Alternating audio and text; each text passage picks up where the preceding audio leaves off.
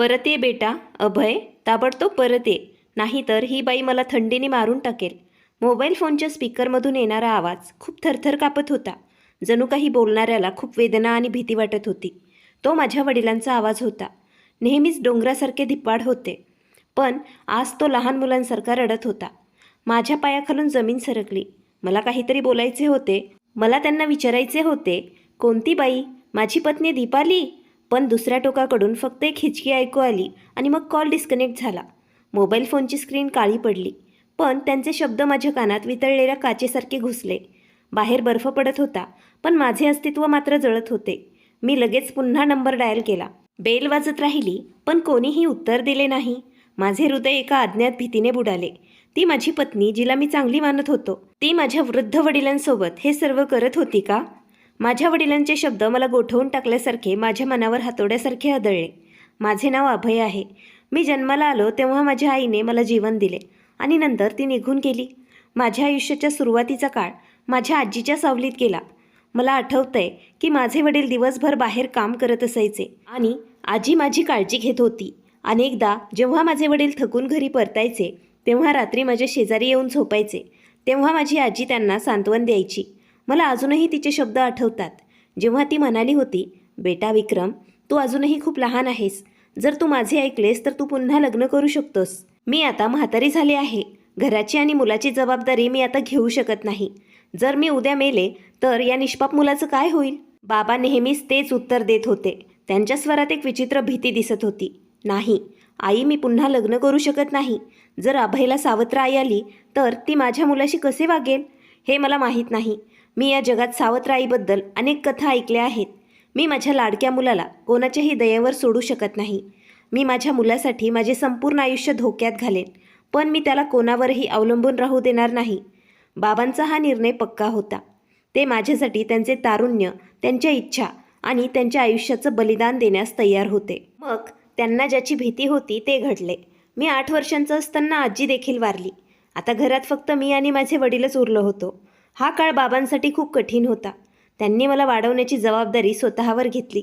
ते सकाळी लवकर उठायचे, माझ्यासाठी नाश्ता बनवायचे, मला आंघोळ घालायचे, मला तयार करायचे आणि मला शाळेत पाठवायचे. मला शाळेत सोडल्यानंतर ते थेट कामावर जायचे. आजकाल माझे वडील एका कारखान्यात काम करत होते. त्यांच्या कामाच्या दिवसातच त्यांना जेवणासाठी थोडीशी सुट्टी असायची. जर त्यांना हवे असते तर त्या काळात ते आराम करू शकत होते किंवा जेवण करू शकत होते, पण ते त्यांची भूक भागवण्यासाठी बसत नव्हते. ते जेवण सोडून देत होते आणि कारखान्यातून माझ्या शाळेत सायकलने यायचे, जेणेकरून ते मला सुट्टीच्या वेळी घरी सोडू शकत होते. जाताना ते अनेकदा माझ्यासाठी काहीतरी घेऊन यायचे, कधीकधी फळं, कधीकधी बिस्किट. जेव्हा ते दारापाशी पोचायचे तेव्हा ते मला आत पाठवायचे. नेहमी तेच म्हणत असायचे, बेटा अभय, दार घट्ट बंद कर आणि आतच राहा. अनोळखी लोकांसाठी कधीच दरवाजा उघडू नकोस आणि स्वतःची खूप काळजी घे. मी संध्याकाळी लवकर परत येईल. संध्याकाळी घरी परत येईपर्यंत ते माझ्यात व्यस्त असायचे. ते सतत त्यांचे घड्याळ तपासत असो. ते कामातून मोकळे होताच घाईघाईने घरी यायचे. मी दाराच्या फटीतून त्यांचीच वाट पाहत असे. ते येताच ते मला मिठी मारायचे आणि विचारायचे, का मी जेवण केले आहे का? तेव्हा ते स्वतः उपाशी राहायचे, पण माझ्या प्रत्येक छोट्या मोठ्या गरजा ते पूर्ण करायचे. त्यांचा त्याग पाहून मी अकाली मोठा झालो. मी हट्टी नव्हतो, कारण मला माहीत होते की माझे वडील माझ्यासाठी खूप कष्ट करत आहेत. मी तेव्हा ठरवले की मी मोठं झाल्यावर माझ्या वडिलांना जगातील प्रत्येक आनंद देईन. कालांतराने मला या सर्व गोष्टींची सवय झाली. मला स्वतःच्या आणि घराच्या जबाबदाऱ्या कशा घ्यायच्या हे देखील समजू लागले. मी आता 8 वर्षांचा मुलगा राहिलेलो नाही, ज्याला माझे वडील प्रत्येक क्षणी त्याच्या डोळ्यासमोर ठेवत असतात. आता मी माझे MA पूर्ण केले आहे. माझ्या वडिलांची इच्छा होती की मी पुढे शिक्षण घ्यावे आणि एक वरिष्ठ अधिकारी व्हावं, पण त्यांच्या सुरकुत्या पडलेला चेहरा आणि कुमकुवत हात इतकं कष्ट करत आहेत हे पाहणे मला सहन होत नव्हते. मग एका रात्री जेवणानंतर माझे वडील कॉटवर बसून हुक्का ओढत होते. तेव्हा मी त्यांच्या शेजारी जाऊन बसण्याची हिंमत केली. तेव्हा माझ्या मनात एक वादळ उठले, पण इच्छा माझ्या जिभेवरच होती. मी हळुवारपणे म्हणालो, बाबा, मला तुम्हाला एक महत्त्वाची गोष्ट सांगायची आहे. बाबांनी हुक्का पाईप बाजूला ठेवला आणि माझ्याकडे प्रेमाने पाहिले. हो बेटा, सांग, काय झालंय? विद्यापीठात प्रवेश घेण्यासाठी पैशांची गरज आहे का? मी मान हलवली आणि त्यांचे हात माझ्या हातात धरले. नाही बाबा, मला आता शिक्षण शिकायचं नाही. मला आता तुम्हाला आराम द्यायचा आहे. तुम्ही माझ्यासाठी खूप कष्ट केले आहेत. आता तुमचे सर्व दुःख दूर करण्याची माझी पाळी आहे. बाबांच्या कपाळावर सुरकुत्या पडल्या. मग तू काय करशील? तू तुझा अभ्यास अपूर्ण सोडतोयस? मी म्हणालो, बाबा, मी उदरनिर्वाहासाठी परदेशात जाण्याचा निर्णय घेतला आहे. शर्मा काकांचा मुलगाही दुबईमध्येच आहे. त्यांनी सांगितले की तिथे खूप काम आहे. मी तिथे जाऊन खूप पैसे कमवेल आणि तुम्हाला जगातील सर्व सुखसोयी देईन. बाबा अचानक उभे राहिले. त्यांचा चेहरा भीती आणि रागाने भरला. नाही अभय, अजिबात नाही बेटा. मी तुला माझ्या नजरेपासून दूर पाठवू इच्छित नाही. मला संपत्ती नको आहे. मला माझा मुलगा हवा आहे. परदेशात तू एकटा कसं राहशील? तिथे आपले कोणीच नाही. मी उभा राहिलो आणि त्यांच्या खांद्याला धरून बसण्यास मदत केली. बाबा, हट्टी होऊ नका. जर मी आयुष्यभर जरी इथे कष्ट केले तर मला आपले घर बांधण्या इतके पैसे मिळणार नाहीत. तुम्ही शांतीने राहू शकतात. तुमच्याकडे जे काही बचत आहे ते मला द्या. मी वचन देतो की मी काही वर्षातच सर्व काही बदलून टाकेन. पुढील काही दिवस आमच्या घरात हीच चर्चा चालू राहिली. बाबा मला दूर पाठवायला तयार नव्हते, पण मी खाणेपिणे बंद केले होते. शेवटी माझ्या जिद्दीसाठी आणि माझ्या उज्ज्वल भविष्यासाठी त्यांनी हार मानली. ज्या दिवशी मी जात होतो त्या दिवशी मला बाबांची अस्वस्थता दिसली. त्यांनी त्यांच्या आयुष्यातील सर्व बचत माझ्या हातात दिली होती. ते पैसे त्यांनी माझ्या लग्नासाठी आणि माझ्या भविष्यासाठी वाचवले होते. रडत रडत बाबांनी मला मिठी मारली आणि म्हणाले, अभय, तू जात आहेस, पण एक गोष्ट लक्षात ठेव. मला तिथे जाऊन विसरू नकोस. तू माझं संपूर्ण जग आहेस. मला दररोज फोन कर आणि स्वतःची खूप काळजी घे. मी त्यांचे अश्रू पुसले आणि हसत हसत म्हणालो, काळजी करू नका बाबा, मी लवकरच परत येईन. तुम्हाला मी खूप आनंद देईन. मी परदेशात गेलो. तिथले जीवन सोपे नव्हते. कष्ट आणि कष्ट माझे नशीब बनले. पण जेव्हा जेव्हा मला माझा पगार मिळाला तेव्हा मी घरी पैसे पाठवले. माझा सर्व थकवा निघून गेला. मी दररोज सकाळ संध्याकाळ बाबांना फोन करत होतो. त्यांचा आवाज ऐकून मला शांती मिळायची. 2 वर्ष अशीच गेली. मी परतल्यावर बरेच काही बदलले होते. मी गावात एक सुंदर घर बांधले होते. माझे वडील आता काम करत नव्हते. उलट घरीच आरामात राहत होते. मी त्यांना काहीही करू नका असे सांगितले, कारण त्यांचा मुलगा आता घरात कमवता होता. आता माझ्याकडे चांगला बँक बॅलन्स आणि राहण्यासाठी एक उत्तम घर होते. माझ्या वडिलांच्या डोळ्यात माझ्यासाठी अभिमान स्पष्ट दिसत होता. एके संध्याकाळी आम्ही बैठकीच्या खोलीत बसून चहा पित होतो. तेव्हा ते हसले आणि म्हणाले, बेटा, घर पूर्ण झालं आहे. आता आपल्याला हे सगळं व्यवस्थित चालवण्यासाठी कोणीतरी हवं आहे. मला तुझं लग्न करायचं आहे. मला एक सून हवी आहे, जेणेकरून घर आनंदी राहील आणि कोणीतरी तुझी आणि माझी काळजी घेईल. मी हसून मान हलवली. बाबा, ही तुमची इच्छा आहे. मी तुम्हाला हवं त्या मुलीशी लग्न करेन. माझ्या वडिलांना माझ्या लग्नाची काळजी वाटू लागली. त्यांनी माझ्यासाठी जोडीदार शोधायला सुरुवात केली. थोड्याच दिवसात त्यांना एक प्रतिष्ठित कुटुंबातील मुलगी सापडली आणि त्यांनी माझे लग्न ठरवले. माझे वडील आनंदी आहेत याचा मला आनंद झाला. या लग्नामुळे माझ्या आयुष्यात काय बदल होतील हे मला माहीत नव्हते, पण त्यावेळी सगळं खूप शांत वाटत होतं. लग्नाची तयारी जोरात सुरू झाली आणि एका नवीन आयुष्यात मी पाऊल ठेवणार होतो.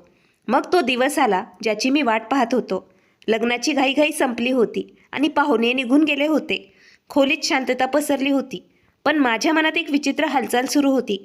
माझ्या आयुष्यातील हे एक नवीन वळण होतं. मला स्वतःला पटवून द्यावं लागलं की या नवीन टप्प्यात माझ्या वडिलांचं स्थान कोणत्याही प्रकारे कमी होणार नाही. मी दार बंद केलं आणि दीपाली शेजारी बसायला गेलो. ती तिच्या लग्नाच्या पोशाखात होती. तिचा पदर डोक्यावर होता. ती गप्प बसली होती. मी हळुवारपणे म्हणालो, दीपाली. तिचा चेहरा वर करत मी म्हणालो. तिच्या डोळ्यात लाजाळूपणा आणि चिंता दोन्ही होतं. मी गंभीरपणे म्हणालो, हे बघ दीपाली, आज तू या घरात आली आहेस. हे घर आता तुझे आहे. पण मी तुला एक गोष्ट अगदी स्पष्टपणे सांगू इच्छितो, कारण मला तुला ही गोष्ट मनापासून सांगावी वाटत आहे. दीपालीने माझ्याकडे प्रश्नार्थक नजरेने पाहिले आणि म्हणाली, हो, मला सांगा, मी तुमचं बोलणं ऐकत आहे. मी एक दीर्घ श्वास घेतला आणि मनापासून बोललो, माझं माझ्या वडिलांवर खूप प्रेम आहे. मी जन्माला आलो तेव्हा माझी आई हे जग सोडून गेली. मला आईचं प्रेम मिळालं नाही. माझ्या वडिलांनी मला आई आणि वडिलांचं प्रेम दिलं. त्यांनी त्यांचे तारुण्य, त्यांची शांती आणि त्यांचा आनंद फक्त यासाठी बलिदान दिलं की मला कशाची कमतरता भासू नये. माझा आवाज खोल होऊ लागला. मी पुढे म्हणालो, मी आज जिथे आहे तिथे त्यांच्यामुळेच आहे. हे घर, हा आदर, तर ते सर्व त्यांच्या मेहनतीचं आणि त्यागाचाच परिणाम आहे. त्यांनी फक्त मला सावत्र आई त्रास देईल याच भीतीने पुनर्विवाह केला नाही. म्हणून जर तुला मी तुझ्यासोबत आनंदी राहावं आणि आपलं नातं सुंदर राहावं असं वाटत असेल तर तुला एक गोष्ट करावी लागेल. दीपालीने माझा हात धरला आणि अगदी सौम्य स्वरात म्हणाली, तुला काय म्हणायचं आहे ते मला समजलं आहे. तुला मी बाबांची खूप काळजी घ्यावी असे वाटते ना, बरोबर? मी मान हलवली. हो, तुला या घरात सून म्हणून नाही तर त्यांची मुलगी म्हणून राहावं लागेल. लग्नानंतर त्यांचा मुलगा बदलला आहे, त्यांचे महत्त्व कमी झाले आहे असे त्यांना कधीच वाटू नये. माझ्या आनंदापेक्षा त्यांचे समाधान माझ्यासाठी जास्त महत्त्वाचे आहे. जर त्यांना थोडेसेही दुखावले गेले तर मी ते सहन करू शकणार नाही. दीपालीच्या चेहऱ्यावर एक आश्वासक हास्य उमटले. तिने माझ्या हाताची पकड घट्ट केली आणि म्हणाली, काळजी करू नका. आई आणि बाबा कोणत्या ठिकाणी आहेत ते मला माहीत आहे. आजपासून ते फक्त तुमचे वडील नाहीत तर माझेही वडील आहेत. मी त्यांची काळजी तू जशी घेतोस तशीच घेईन. खरं तर मी त्यांची काळजी तुझ्यापेक्षाही चांगल्या प्रकारे घेण्याचा प्रयत्न करेन. बाबा आता माझी जबाबदारी आहेत आणि मी त्यांना कधीही तक्रार करण्याची संधी देणार नाही. मी हार मानणार नाही. तिचे शब्द ऐकून माझ्या मनावरचे ओझे कमी झाल्यासारखे वाटले.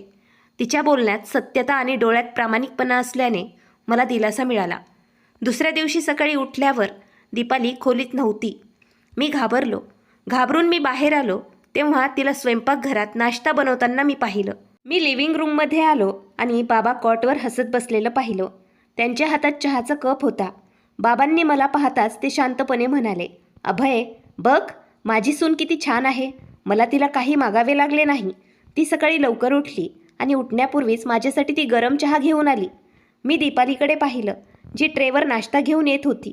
तिने हसून बाबांसमोर ट्रे ठेवला आणि म्हणाली, बाबा कृपया हे खा. मी हा मऊ नाश्ता खास तुमच्यासाठीच बनवला आहे, जेणेकरून तुम्हाला चघळण्यास त्रास होणार नाही. माझे हृदय आनंदाने भरून गेले. हे दृश्य मी नेहमीच स्वप्नात पाहिले होते. बाबांच्या चेहऱ्यावर ती शांतता होती जी मी नेहमीच पाहू इच्छित होतो. दीपालीने खरोखरच तिचे वचन पाळले होते.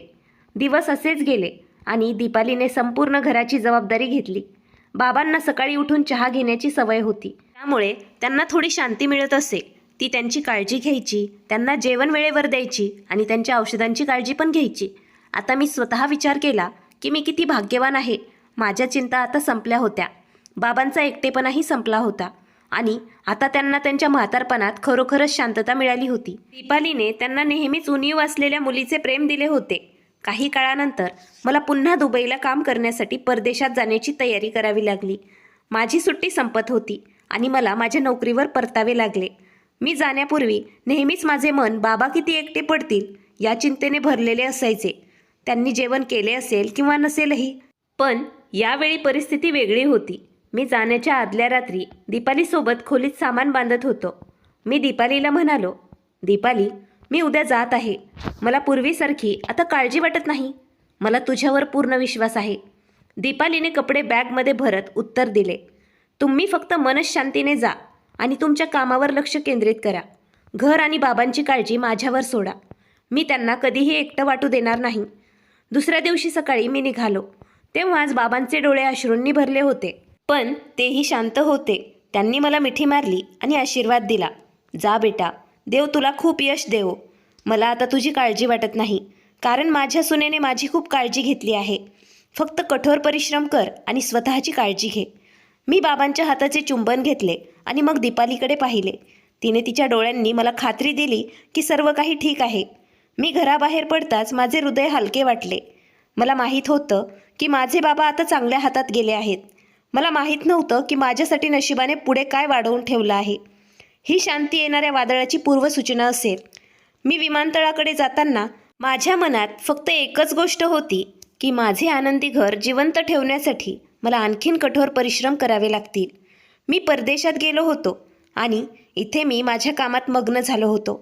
आता माझे हृदय आणि मन लग्नापूर्वीच्या ओझ्यातून मुक्त झाले होते. पूर्वी जेव्हा मी कामावर असायचो तेव्हा माझे विचार नेहमीच घरावर केंद्रित असायचे. बाबांनी काही खाल्ले असेल की नाही, किंवा ते एकटे आहेत की दुःखी असतील का, हा विचार करत. पण आता मला खात्री होती की दीपाली माझ्या मागे आहे. ती त्यांना एकाकीपणापासून वाचवत आहे. सुरुवातीला सगळं नेहमीप्रमाणेच चाललं होतं. दररोज माझं काम संपल्यानंतर मी माझ्या खोलीत परत जायचो आणि सर्वात अगोदर मी घरी फोन करायचो. दीपाली दुसऱ्या बाजूने फोन उचलत असे आणि मला कुटुंबाच्या तब्येतीची माहिती देत असे.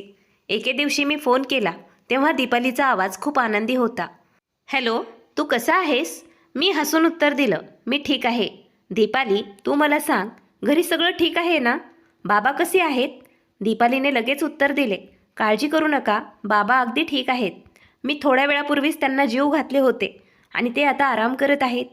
दीपाली, मला त्यांची खूप आठवण येते. कृपया तू त्यांना माझ्याशी बोलू दे, मी तिला सांगितले. तेव्हा दीपालीने फोन बाबांकडे दिला. बाबांचा कुमकुवत आवाज माझ्या कानावर पडला. अभय बेटा, तू कसा आहेस? मी ठीक आहे बाबा. तुम्हाला कसं वाटत आहे? तुमची सून तुमची काळजी घेत आहे का? मी मुद्दाम त्यांना विचारले, जेणेकरून मला खात्री वाटेल. बाबांनी पूर्ण शांततेने उत्तर दिले, देव तुला आशीर्वाद देव बेटा.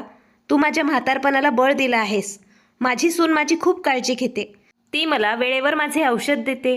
ती मला वेळेवर जेवण देते. आता मला माझी स्वतःची कामेही करावी लागत नाहीत. वडिलांचे हे शब्द ऐकून मला अभिमान वाटला आणि मी अधिक मेहनत करू लागलो. अशा प्रकारे दिवस महिन्यात आणि महिने वर्षात बदलले. 2 वर्ष क्षणार्धात गेली.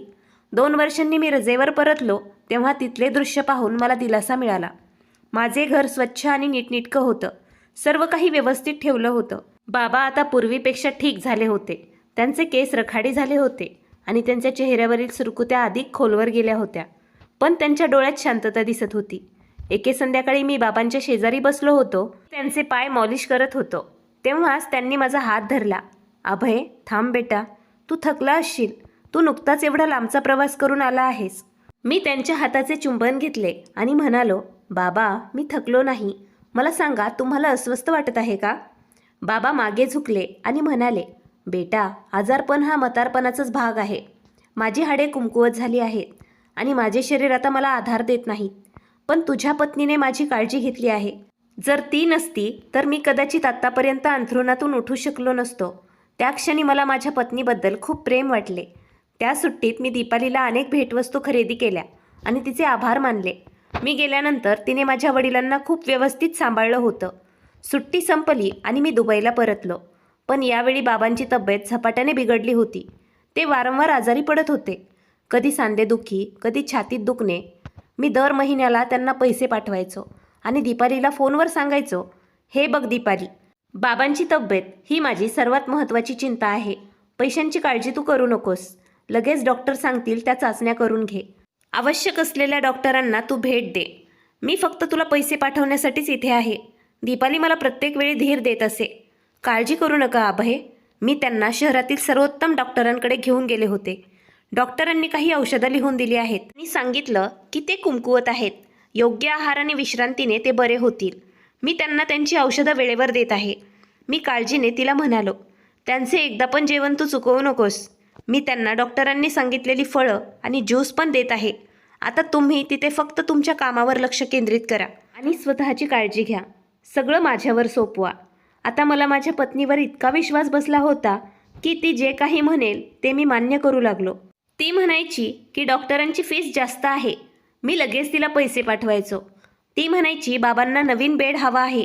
मी लगेच त्या बेडची व्यवस्था करेन. दीपाली माझ्यासमोर बाबांची खूप काळजी घ्यायची आणि बाबा नेहमी म्हणायचे की माझी सून खूप छान आहे. मला वाटायचं की माझी जबाबदारी तिने पार पाडली आहे. मी पैसे पाठवत होतो आणि माझी पत्नी त्यांची काळजी घेत होती. पण मला माहीत नव्हतं की वास्तव परदेशात बसून जे दिसते त्यापेक्षा खूप वेगळे आहे. वेळ असंच जात होता. मी पैसे पाठवत राहिलो आणि दीपाली बाबांच्या तब्येतीबद्दल रिपोर्ट मला देत राहिली. पण हळूहळू पुन्हा एक विचित्र क्रम सुरू झाला. पूर्वी मी जेव्हा जेव्हा फोन करायचो तेव्हा मी बाबांशी 2-4 मिनटं बोलायचो. पण आता बरेच दिवस गेले होते. मी त्यांच्याशी अजिबात बोलू शकलो नाही. एके संध्याकाळी कामावरून परतल्यानंतर मी घरी फोन केला. फोन वाजत राहिला आणि मग दीपालीने उत्तर दिले, हॅलो, सगळं काही ठीक आहे. आज इतक्या उशिरा का फोन केला?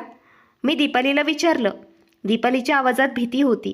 मी थोडा वेळ स्वयंपाकघरात होते. माझे हात ओले होते म्हणूनच मला यायला उशीर झाला.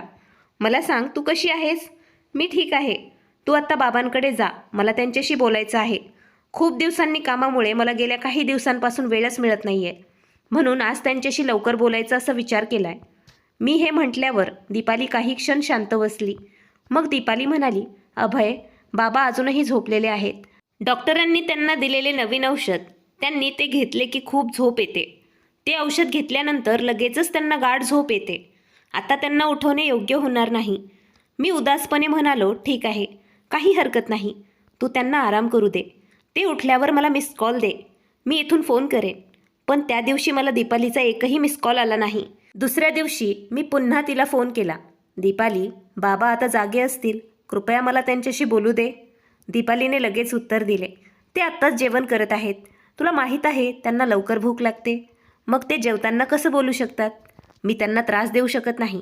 ते विचलित होतील. ते आजकाल खूप जेवण कमी करतात. ते खूप कमकुवत होत आहेत. मी शांतपणे फोन ठेवला. माझ्या मनात एक विचित्र अस्वस्थता निर्माण होऊ लागली. कधी ते झोपत असायचे, कधी काहीतरी करत असायचे, पण आता ते रोजचाच दिनक्रम बनत चालला होता. आणखी एक आठवडा असाच गेला. माझा धीर सुटत चालला होता. मी रागाने दीपालीला ओरडलो, बघ दीपाली, मला आता कारणांची गरज नाही. आत्ता बाबांकडे जा आणि त्यांना माझ्याशी बोलू दे. मला त्यांचा आवाज ऐकायचा आहे. मी त्यांच्याशी बोलून खूप दिवस झाले आहेत. ते माझ्यावर रागावले आहेत का? तू काहीतरी माझ्यापासून लपवत आहेस. दीपालीचा आवाज खूप कमी झाला. अभय, तू माझ्यावर संशय घेत आहेस? अभय, मी रात्रंदिवस तुझ्या वडिलांची काळजी घेत आहे आणि तू तिथे बसून त्यांना बोलू न दिल्यामुळे मलाच दोष देत आहेस? मी हळुवारपणे उत्तर दिलं, नाही, मी संशय घेत नाही दीपाली. फक्त माझं मन अस्वस्थ आहे. ते माझे वडील आहेत. त्यांना माझी काळजी आहे. दीपाली भावनिकपणे म्हणाली, मला माहीत आहे की ते तुमचे वडील आहेत. पण मी जे वचन दिले होते ते तुम्ही विसरले का? ते आता माझे देखील वडील आहेत. मी आता त्यांच्या स्वतःच्या मुलींपेक्षाही जास्त त्यांची काळजी घेत आहे. जर त्यांना थोडासाही त्रास होत असेल तर मला कोणी मारत असल्यासारखं वाटतं. मी तुम्हाला सांगत आहे की ते ठीक आहेत, तर ते पूर्णपणे ठीक आहेत. आजारपण आणि वृद्धपकाळामुळे ते चिडचिडे झाले आहेत. ते बोलण्याच्या मनस्थितीत नाहीत. मी त्यांना जबरदस्ती करू शकत नाही, बरोबर? तिच्या बोलण्याने मी पुन्हा आवाक झालो. मला माझ्या स्वतःच्या विचारांची माझ्या पत्नीवर अनावश्यक संशय घेतल्याची लाज वाटली. मी माफी मागितली. मला माफ कर दीपाली, मी इथे एकटा आहे म्हणून माझ्या मनात 100 प्रकारचे विचार येत राहतात. म्हणूनच मी म्हणालो की मला तुझ्यावर पूर्ण विश्वास आहे. फक्त तू त्यांची काळजी घे. दीपालीने मला धीर दिला आणि म्हणाली, काळजी करू नका. बाबा माझ्यासोबत खूप चांगले राहत आहेत. फक्त तुम्ही तुमच्या उत्पन्नावर लक्ष केंद्रित करा, जेणेकरून त्यांच्या उपचारासाठी पैशांची कमतरता भासू नये. डॉक्टरांनी काही महागडे इंजेक्शन लिहून दिले आहेत, ज्यामुळे आपल्याला आणखीन पैसे लागतील. मी लगेचच म्हणालो, दीपाली, तू पैशांची काळजी करू नकोस. मी उद्याच तुला आणखी पैसे पाठवेन. बाबांना काहीच त्रास होऊ नये. फोन ठेवल्यानंतर मला थोडेसे समाधान वाटले, पण माझ्या मनात कुठेतरी मला धक्का बसला होता. दीपाली बरोबर बोलत होती, पण बाबांची शांतता मला आतून खात होती. ते माझे वडील होते. ते माझा आवाज ऐकल्याशिवाय एक दिवसही राहू शकत नव्हते. ते एवढे आठवडे कसे गप्प राहू शकतात? खरंच त्यांच्यावर औषधांचा परिणाम होता का? का ते आणखी काही होते? मी स्वतःला सर्व काही ठीक आहे असे मानण्यास भाग पाडले, पण निसर्गाने वेगळेच ठरवले होते आणि लवकरच वास्तव भयानक पद्धतीने माझ्या समोर येणार होते. रात्री उशिरा माझा मोबाईल फोन वाजला, ज्याने मला झोपेतून उठवले. मी घाईघाईने बाजूच्या टेबलावर पाहिले आणि दीपालीचा नंबर चमकताना मला दिसला. मला वाटलं कदाचित बाबा आजारी असतील किंवा दीपालीला काही इमर्जन्सी असेल. मी लगेचच तिचा फोन उचलला. हॅलो दीपाली, सगळं काही ठीक आहे ना? मी घाबरून विचारलं. तो दीपालीचा आवाज नव्हता, तर कोणाचा तरी जड श्वास घेण्याचा त्रास होत होता. हॅलो दीपाली, मी मोठ्याने आवाज दिला. मग एक कुमकुवत थरथरणारा आवाज माझ्या कानावर पडला. तो माझ्या वडिलांचा आवाज होता. अभय, तू तू आहेस का? आश्चर्याने माझे डोळे विस्फारले. हो बाबा, मीच आहे. तुम्ही कसे आहात बाबा? तुम्ही दीपालीच्या फोनवरून एवढ्या रात्री कसं काय फोन केला? तुमचा आवाज इतका का थरथरत आहे? बाबांच्या आवाजात इतकी भीती आणि वेदना होती, जणू काही ते स्वतःच्या जीवाची याचना करत होते. परत ये बेटा, ताबडतोब परत ये, नाहीतर माझी सून मला थंडीने मारून टाकेल. तिने माझे सर्वस्व हिरावून घेतले आहे. मला वाचव बेटा, नाहीतर मी वाचणार नाही. अचानक कॉल डिस्कनेक्ट झाला. मी स्तब्ध झालो. माझे मन गोंधळले. माझ्या वडिलांचे शब्द, माझी सून मला थंडीने मारून टाकेल, माझ्या कानात ते घुमले. काय झालं ते मला समजत नव्हतं. दीपाली खरंच माझ्या वडिलांना त्रास देत होती का? मी गेल्यानंतर माझी प्रेमळ पत्नी अशी क्रूर झाली का? मी वेड्यासारखा पुन्हा नंबर डायल केला. फोन वाजत राहिला, पण कोणीही उत्तर दिलं नाही. मी तिसऱ्यांदा फोन केला तेव्हा नंबर बंद होता. माझे हृदय धडधडत होते. माझ्या कपाळावर घाम फुटला. मी खोलीत फेरफटका मारत विचार केला, हे शक्यच नाही. दीपाली हे करू शकत नव्हती. बाबांना काहीतरी गैरसमज झाला असावा किंवा ते आजारी असल्याने ते सहज बडबडत होते. मी स्वतःला सांत्वन देण्याचा प्रयत्न केला, पण माझी सून मला थंडीने मारून टाकेल या गोष्टीचा विचार पुन्हा माझ्या डोक्यात आला. बाबांनी असे का म्हटले? ते थंडीने थरथरत होते. दीपालीने घरातील हीटर बंद केला असेल का? त्यांना कपडे दिले जात नव्हते. मी एक क्षणही वाया घालवू नये असे ठरवले. मी ताबडतोब ट्रॅव्हल्स एजंटला फोन केला आणि घरी जाण्यासाठी फ्लाईट बुक केली. तेव्हा माझे हृदय गोंधळात पडले होते. मी विचार केला, मी खरोखरच बाबांना भेटायला जावं. काही कारणास्तव माझे हृदय मला सतत विचार करण्यास उत्सुक करत होते. बाबा बरे नाहीत, त्यांच्यासोबत काहीतरी वाईट होणार आहे. माझी तयारी जवळजवळ पूर्ण झाली होती. अचानक एके दिवशी माझ्या चुलत भावाने मला फोन केला. मी फोन उचलला तेव्हा तो खूप रडत होता. हॅलो अभय दादा. त्याचा आवाज हिचकीने गुदमरला होता. हो सागर, काय झालं? तू का रडत आहेस? सगळं काही ठीक आहे ना? माझं हृदय पिळवटून गेलं. माझ्या चुलत भावाने ओरडून मला सांगितलं, दादा माझं बोलणं ऐकून धीर धर. तू लवकर परत ये. तुझे वडील आता या जगात नाहीत. ही बातमी ऐकताच माझ्या पायाखालून जमीन सरकली. माझा मोबाईल फोन माझ्या हातातून पडला. माझे वडील हे जग सोडून गेले होते. मला विश्वासच बसत नव्हता. मला धीर द्यायला तिथं कोणीच नव्हतं. मला असं वाटलं की माझा आत्मा माझ्या अस्तित्वातून हिरावून घेतला गेला आहे. माझे वडील, ज्यांनी माझे संपूर्ण आयुष्य माझ्यासाठी घालवले, त्यांच्या तारुण्याला त्यांनी असेच घालवले होते, ते आता एका क्रूर माणसाच्या क्रूरतेला बळी पडले आहेत. त्यांचे शेवटचे शब्द माझ्या कानात वारंवार घुमत होते. परत ये बेटा, नाहीतर माझी सून मला थंडीने मारून टाकेल. माझ्या मनातील दुःखाची जागा आता रागाने घेतली. मी माझ्या पत्नीवर खूप रागावलो होतो. माझे रक्त उकळत होते. मी भिंतीवर जोरात हात मारला आणि ओरडलो, मी तुला सोडणार नाही दीपाली. माझ्या वडिलांना मारून तू माझ्या विश्वासाची परतफेड केलीस. मी घरी येत आहे आणि तू जे केलेस त्याची शिक्षा तुला देणार आहे. मी तुला घटस्फोट देईल. मी माझ्या बॅगा उचलल्या आणि विमानतळाकडे धावलो. घरी जाताना माझ्या डोळ्यात माझ्या वडिलांचा हसरा चेहरा आणि दीपालीचा भयंकर चेहरा दिसत होता. माझ्या नसांमधून द्वेष वाहत होता. घरी पोहोचल्यावर मला कोणाचा सामना करावा लागेल आणि मला कोणत्या अडचणींना तोंड द्यावे लागेल याची मला कल्पना नव्हती. पण मी ठरवलं होतं की मी माझ्या वडिलांच्या गुन्हेगाराला कधीही माफ करणार नाही, जरी ती माझी स्वतःची पत्नी असली तरी. गाडी रस्त्यावर येताच तिथे असलेल्या लोकांच्या गर्दीने माझा श्वास गुदमरला. घराबाहेर एक तंबू उभारला होता आणि दार उघडे होते. मी गाडीतून उतरलो आणि वेड्यासारखा आत पळत गेलो. बैठकीच्या खोलीत प्रवेश करताना माझी नजर त्या खाटेवर पडली, ज्यावर पांढऱ्या चादरीत गुंडाळलेली एक आकृती दिसत होती. ते माझेच वडील होते. माझे संपूर्ण जग तिथे शांत होतं. मी आजूबाजूला पाहिलं. संपूर्ण घरात गोंधळ माचला होता. महिलांच्या रडण्याने वातावरण अत्यंत शोकाकुल झाले होते. अचानक माझी नजर दीपालीवर पडली. ती खाटेच्या बाजूला बसली होती. ती जमिनीवर बसून वेदनेने रडत होती. तिचे डोळे सुजले होते आणि तिचा चेहरा अश्रूंनी भिजला होता. तिला पाहून माझ्या अंगावर काटा उभा राहिला. माझ्या वडिलांनी बोललेले शब्द मला लगेच आठवले. माझी सून मला थंडीने मारून टाकेल. त्यांचे शब्द माझ्या मनात पुन्हा घुमले. मला जाणवले की ती बाई मगरीचे अश्रू ढाळत आहे. ती खरी गुन्हेगार होती. मी माझ्या हाताच्या मुठी गच्च केल्या आणि रागाने तिच्यावर हल्ला केला. मला तिला कॉलर पकडून जाब विचारायचा होता की तिने माझ्या वडिलांशी असे का केले. मी तिच्यावर झडप घालणारच होतो की मागून कोणीतरी मला घट्ट पकडलं. तो माझा चुलत भाऊ सागर होता. त्याने मला धरलं आणि माझ्या कानात तो कुजबुजला, अभय शुद्धीवर ये. तू काय करतोयस? तुला दिसत नाहीये का? अंत्ययात्रा सुरू आहे. ही भांडणाची वेळ नाहीये. स्वतःवर नियंत्रण ठेव. मी रागाने स्वतःला सोडवण्याचा प्रयत्न केला आणि दात खात म्हणालो, मला सोडून दे सागर. तुला माहीत नाहीये या बाईने काय केलं आहे. ती माझ्या वडिलांची गुन्हेगार आहे. मी तिला जगू देणार नाही. मी सर्वांसमोर तिचा तमाशा करेन. सागरने मला कठोरपणे थांबवले आणि हळू आवाजात स्पष्टीकरण दिले, तू सध्या भावनिक होत आहेस कारण हा धक्का खूप खोल आहे. लोक काय म्हणतील? शांत रहा अभय. तू बाबांच्या जवळ बस. नंतर जे करायचं ते कर. आत्ताच असं करू नकोस. मी असह्यपणे गुडघ्यावर बसलो.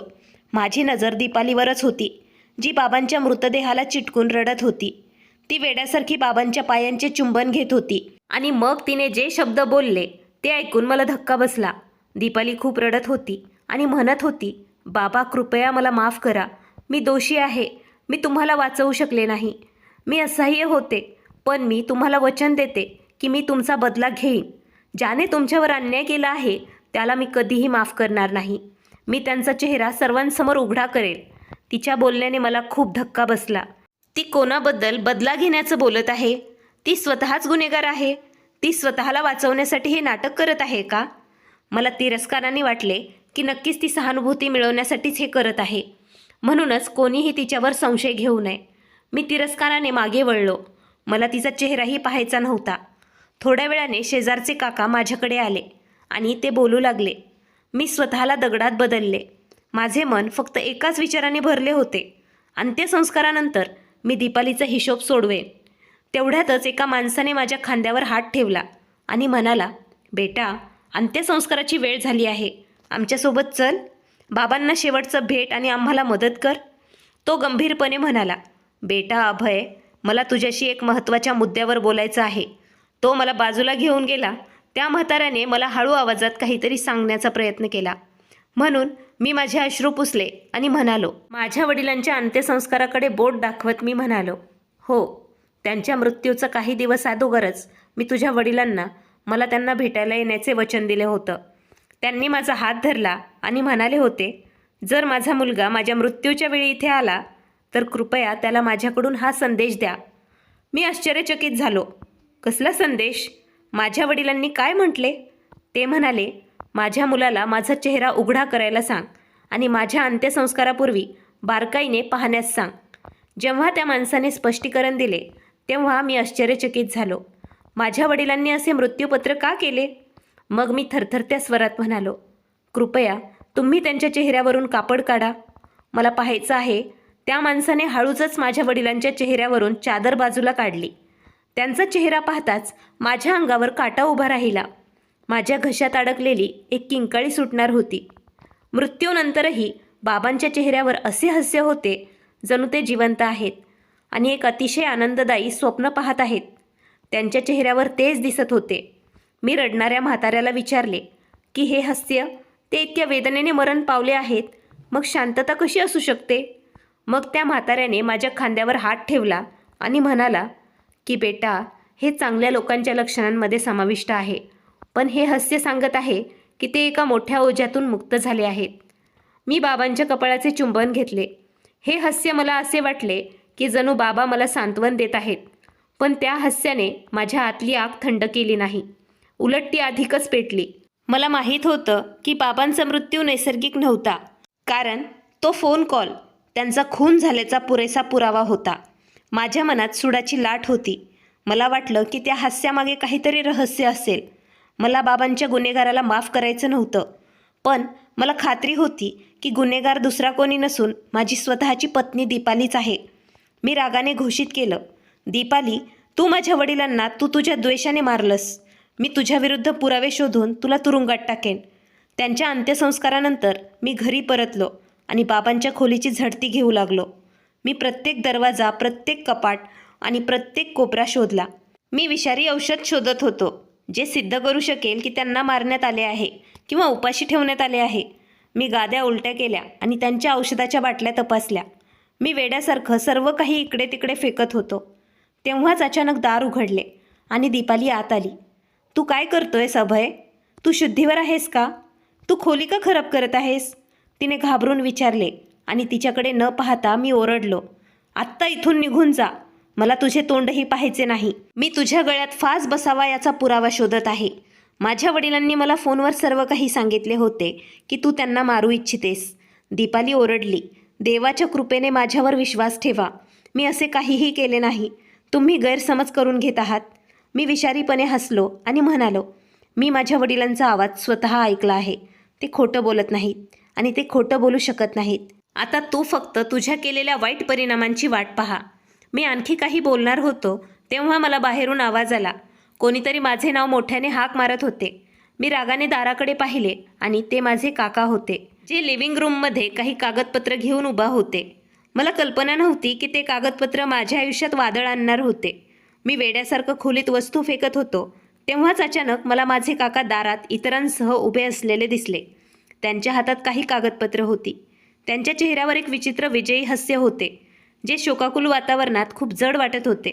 अभय, हे सर्व थांबव. आता या गोष्टींचा काही उपयोग नाही, माझे काका तीव्रपणे म्हणाले. मी त्यांच्याकडे रागाने पाहिले आणि विचारलं, काका, तुम्हाला काय म्हणायचं आहे आणि हे कागदपत्र काय आहेत? ते कागदपत्र माझ्याकडे धरत म्हणाले, बघ, तुझ्या वडिलांनी त्यांच्या हयातीतच त्यांची सर्व मालमत्ता मला हस्तांतरित केली आहे आता तुमचे हे घर आणि जमीन माझ्या मालकीची आहे. माझ्या पायाखालून जमीन सरकली. मी त्यांच्या हातातून कागदपत्र घेतली आणि वाचू लागलो. ते खरोखरच माझ्या वडिलांच्या अंगठ्याचेच ठसे होते. मी आश्चर्याने आणि धक्क्याने म्हणालो, हे अशक्य आहे. बाबा असं कधीच करू शकत नव्हते. ही सगळी मालमत्ता माझ्या कमाईतून बांधली गेली होती. मी बाहेर काम करत होतो. मी पैसे पाठवत राहिलो आणि बाबांनी सगळं विकत घेतलं. ते मला असं फसवू शकत नव्हते. तुम्ही माझ्या बाबांच्या अंगठ्याचे ठसे फसवून घेतलेत. बाबा असं कधीच करणार नाहीत. काका हसायला लागले. आता फसवणूक असो किंवा स्वइच्छेने, कायदेशीररित्या हे सगळं माझं आहे. म्हणून तू तुझ्या पत्नीला घेऊन इथून निघून जा. मी रागाने त्यांच्याकडे जाणार होतो तेव्हाच मला मागून दीपालीची गर्जना करणारा आवाज ऐकू आला. तू खोटं बोलत आहेस. हाच गुन्हेगार आहे. काका आणि मला धक्का बसला. आम्ही मागे वळलो. दीपाली दारात उभी होती. तिच्या डोळ्यातील भीती आता सुडाच्या आगीने बदलली होती. ती काकांवर ओरडत होती, अभय, देवाच्या कृपेने माझं ऐक. हा तोच माणूस आहे ज्याने आपले आयुष्य उद्ध्वस्त केले. तो मला दररोज धमकी देत असे की जर मी तुला काही सांगितले तर तो तुला बाहेरच मारून टाकेल. मी गोंधळून कधी माझ्या बायकोकडे तर कधी काकांकडे पाहिलं. दीपाली, तू काय म्हणत आहेस? मला स्पष्टपणे सांग. दीपाली रडत पुढे सरकली आणि म्हणाली, बाबा तुमची शपथ घेत असल्याने मी गप्प बसले होते. ते दररोज घरी येऊन बाबांना मारहाण करायचे आणि मालमत्ता त्यांच्या नावावर करण्याची मागणी करायचे.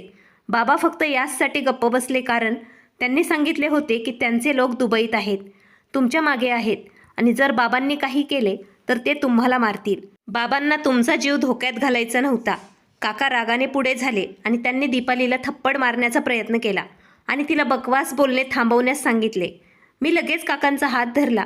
त्यांना जोरात ढकललं आणि माझ्या पत्नीला हात लावण्यापासून सावध राहण्याची ताकीद दिली. दीपाली, मला काय घडलं ते संपूर्ण सांग. रडत रडत दीपाली म्हणाली, त्या दुर्दैवी दिवशी त्याने बाबांनी माझ्या फोनवरून तुम्हाला फोन करायला भाग पाडले. त्यांनी माझ्या कानावर बंदूक धरली आणि म्हणाले, अभयला सांग माझी सून क्रूर आहे, नाहीतर मी दीपालीला लगेचच गोळी घालेल. मला वाचवण्यासाठी बाबा तुमच्याशी खोटं बोलले. प्रत्यक्षात त्यांनी आधीच मालमत्ता त्यांच्या नावावर केली होती आणि बाबांना ते त्यांच्या मार्गावरून काढून टाकू इच्छित होते. माझ्या मनात सर्व काही व्यवस्थित होऊ लागलं. बाबांचा फोन कॉल, त्यांचा घाबरलेला स्वर, सर्व काही स्पष्ट झालं. मला माझ्या स्वतःच्या मूर्खपणाचा आणि काकांच्या लोभाचा राग आला. बाबांच्या नातेवाईकांनी काहीही चांगले न केल्याबद्दल मला पश्चाताप झाला आणि त्यांनी माझ्या वडिलांना माझ्यापासून दूर नेलं. दीपालीने पुढे स्पष्ट केलं, काकांनी गेल्या अनेक दिवसांपासून बाबांना खोलीत बंद केलं होतं. त्यांनी माझा फोनही काढून घेतला. बाबा अनेक दिवसांपासून भुकेले आणि तहानलेले होते. त्यांना थंडीत त्यांचा ब्लँकेटही ते देत नव्हते. बाबा या थंडी आणि उपासमारीमुळे मरण पावले. खरं तर हा त्यांचा गुन्हा होता. हे ऐकून माझे रक्त खवळले. मी काकांना धरले आणि ओरडलो, तू माझ्या वडिलांना इतका त्रास दिलास आणि मारलंस, मी तुला जिवंत सोडणार नाही. काकांनी माझा कॉलर धरला आणि मला ढकललं आणि म्हणाला, हो मी तुझ्या वडिलांना मारलं. म्हातारा खूप रागवला. आता मी तुला पण असंच मारेन आणि कोणालाही कळणार नाही. काकांनी खिशातून बंदूक काढण्याचा प्रयत्न केला पण तोपर्यंत दीपालीने दाराकडे बोट दाखवलं. खूप उशीर झाला आहे. मी पोलिसांना कळवलं आहे. बाहेर पोलिसांच्या सायरनचा आवाज आला. काकांचा चेहरा फिका पडला. मी त्याला तिरस्काराने जमिनीवर ढकललं. सत्य उघड झालं होतं आणि ज्या माणसाने मला सत्य सांगितलं होतं त्यामुळे मला आता खात्री झाली होती की माझी पत्नी निर्दोष आहे आणि माझा खरा शत्रू माझ्याच कुटुंबातील सदस्य आहे. जड पोलिसांच्या बुटाच्या आवाजाने बैठकीच्या खोलीत एक नवीन गोंधळ निर्माण झाला. इन्स्पेक्टर त्यांच्या माणसासह त्वरित आत आला आणि क्षणार्धात त्यांनी काकांना घेरलं. काही क्षणांपूर्वी अभिमानाने उभे असलेले आणि जीवे मारण्याच्या धमक्या देत असलेले काका आता पोलिसांना पाहून घाबरलेल्या मांजरीसारखे झाले होते. त्यांचा लोभ आणि गुन्ह्यांचा जिवंत पुरावा असलेले कागदपत्र त्यांच्या हातातून खाली पडले आणि जमिनीवर विखुरले. मी माझ्या काकांकडे द्वेषाने पाहिले. तो इन्स्पेक्टरला म्हणाला, इन्स्पेक्टर, हा तोच माणूस आहे ज्याने माझ्या वडिलांना मारले. मालमत्तेच्या लोभापोटी त्याने माझ्या वृद्ध आणि आजारी वडिलांना उपाशी ठेवले आणि थंडीत छळून ठार मारले. त्याने केवळ कोणाचा तरी जीव घेतला नाही तर फसवणूक केली आणि धमकावून इस्टेट त्याच्या नावावर केली. काकांनी शेवटचे शब्द ओरडून बोलले, तो खोटं बोलत आहे. इन्स्पेक्टर, तो वेडा झाला आहे. माझ्या भावाने मला सर्व काही स्वेच्छेने दिले होते. पण इन्स्पेक्टर पुढे आला, माझ्या काकांना हातकडी लावली आणि म्हणाला, आता कोर्टात तू तुझे स्पष्टीकरण दे. आम्हाला अभयच्या पत्नीचा तुझ्या विरुद्धचा जबाब आणि तू त्याला धमकावल्याचे काही रेकॉर्डिंग्स मिळाले आहेत. पोलिसांनी माझ्या काकांना ताब्यात घेतले. ते निघून जाताना माझे काका दीपाली आणि मला शिवीगाळ करत राहिले, पण त्यांचा आवाज काही क्षणांपूर्वीसारखा राहिला नाही. ते निघून जाताना घरात एक शांतता पसरली. अनेक दिवसांपासून आमच्या आयुष्यात सुरू असलेले वादळ आता कमी झाले होते, परंतु त्यामुळे विनाशाची एक छोटी खूण राहिली. मी जमिनीवर बसलो आणि माझे डोके दोन्ही हातात धरले. माझे अस्तित्व थरथर कापत होते. मी दीपालीकडे पाहिले, जी भिंतीवर डोकं ठेवून शांतपणे उभी होती. तिचा चेहरा अश्रूंनी ओला झाला होता, पण तिच्या डोळ्यात एक विचित्र समाधान दिसत होते, कारण तिला माहीत होतं की शेवटी सत्य समोर आलं आहे. मी माझ्या जागेवरून उठलो आणि हळूहळू दीपालीकडे गेलो. माझे डोके लाजेने झुकले. अशा वाईट विचारांबद्दल मला स्वतःचाच तिरस्कार झाला. मी थरथर कापत हात जोडून दीपालीसमोर उभा राहिलो. माझ्या डोळ्यात पाणी आलं. दीपाली, माझा आवाज अश्रूंनी भरला. मला माफ कर.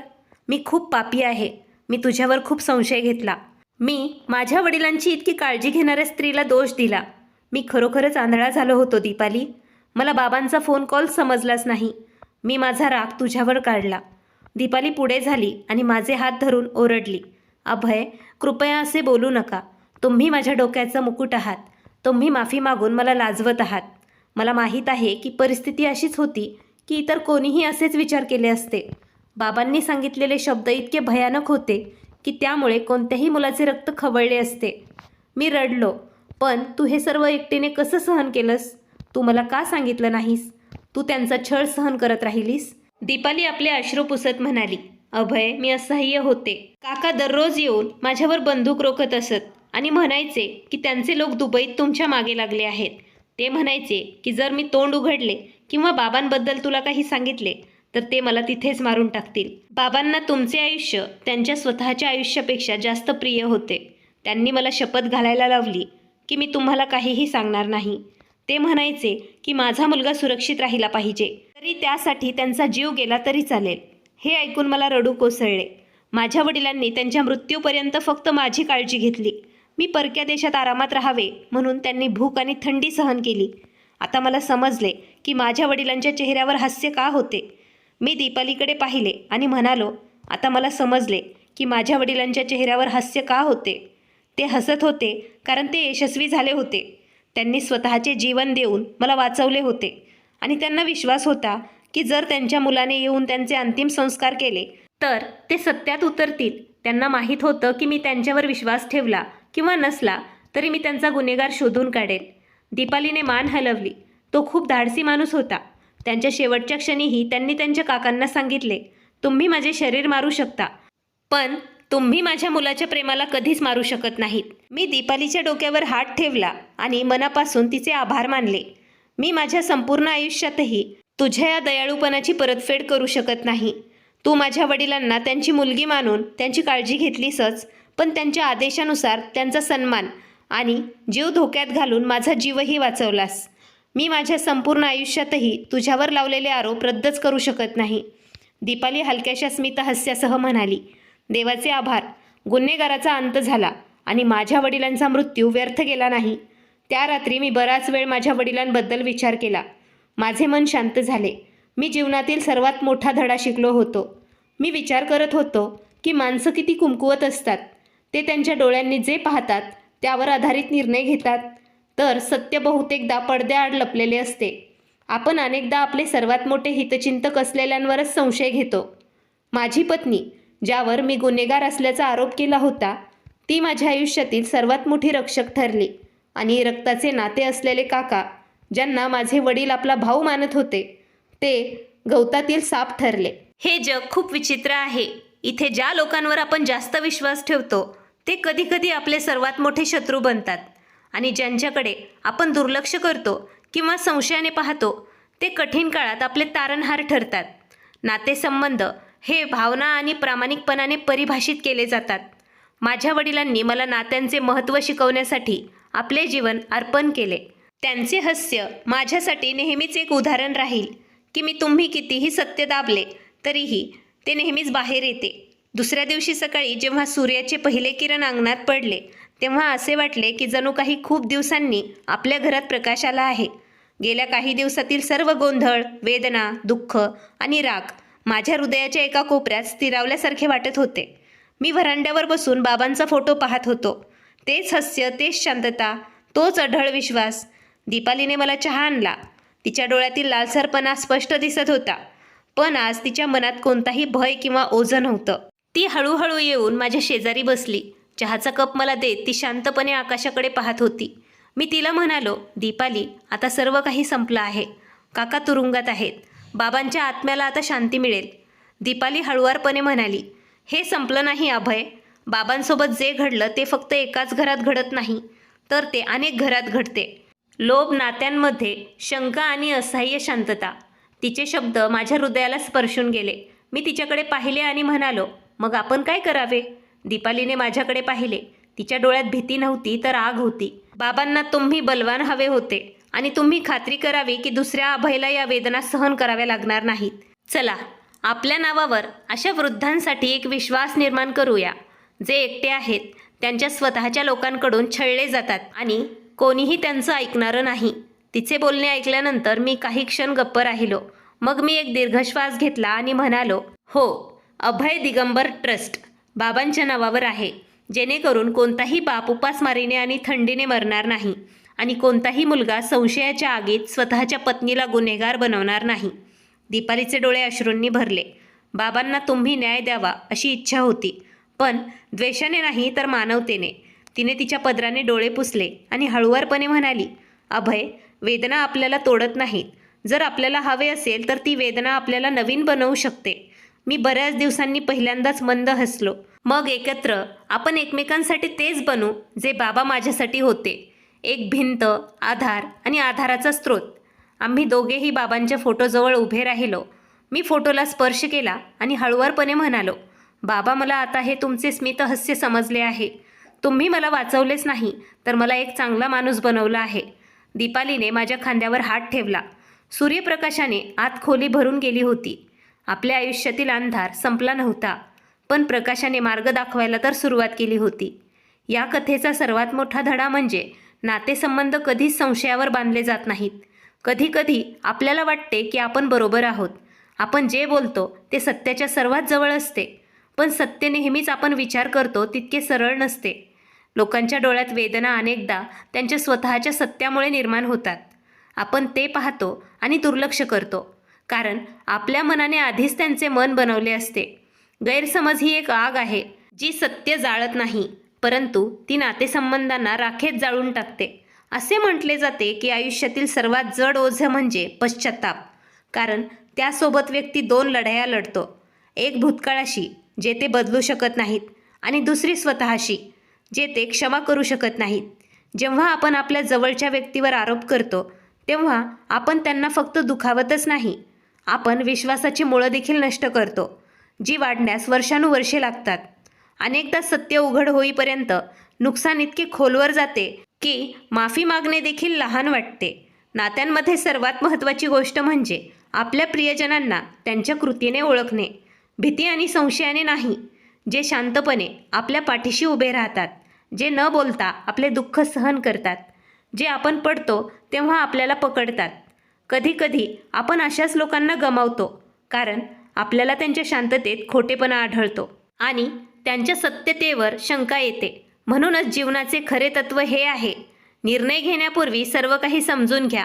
शंका घेण्यापूर्वी त्यांच्या मनात काय आहे ते विचारा आणि एखाद्याला दोष देण्यापूर्वी त्याचे हृदय अनुभवा, कारण सत्य नेहमीच दिसत नाही आणि वेदना नेहमीच बोलल्या जात नाहीत.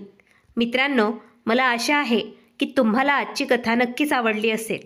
जर तुम्हाला कथा आवडली असेल तर कृपया व्हिडिओला लाईक करा. जर तुम्ही चॅनलवर नवीन असाल तर सबस्क्राईब करा आणि पुढील कथाचे नोटिफिकेशन मिळवण्यासाठी बेल आयकॉनवर नक्की क्लिक करा. धन्यवाद.